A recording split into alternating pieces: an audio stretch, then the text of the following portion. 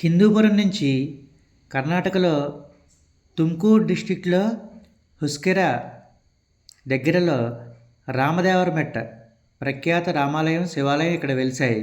హిందూపురం నుంచి 2 గంటలు దాదాపు ప్రయాణం సాగించాక ఇక్కడికి చేరుకోవడం జరిగింది. సీతాన్వేషణలో రాముల వారు ఇక్కడ ఒకరోజు రాత్రంతా నిద్రించడం జరిగింది. అందుకే ఇప్పటికీ రామదేవరమెట్టుగా ప్రాచుర్యం చెందింది. ఇక్కడ ఎంతో అద్భుతమైనటువంటి ప్రశాంతమైనటువంటి వాతావరణం, కొండలు, మిద్దెలు, మెట్టలు ఇక్కడ ఎంతో ప్రశాంతంగా ఉంటుంది. ఇక్కడ పంచముఖ శివుని దర్శనం ఎంతో అద్భుతం. మనసా వాచ కోరిన కోరికలు తప్పకుండా ఈయన నెరవేరుస్తాడనే ప్రతీతి.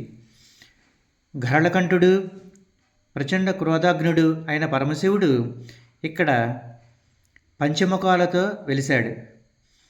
ఇక్కడ ప్రశాంతమైన వాతావరణంలో ఆయన దర్శనం ఎంతో మనకి అదృష్టం, భాగ్యం కూడా.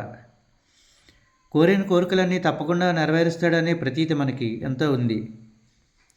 ఇక్కడ ప్రశాంత వాతావరణం, పక్షుల కిలకిల రావాలతో ప్రకృతి ఒడిలో సేద తీరినట్టే ఉంటుంది.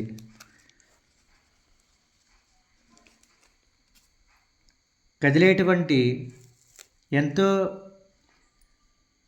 సఖ్యతతో కూడినటువంటి బంధుమిత్ర వర్గాలు చూసినట్టే ఉంటుంది ఇక్కడ జరిగేటువంటివి. గోపంచకం అంటే పంచామృతం, అమృతంతో సమానమే. దీర్ఘకాలిక కఠోర వ్యాధులను నయం చేసే ఆరోగ్యపు ఆయుష్ ఇస్తుంది.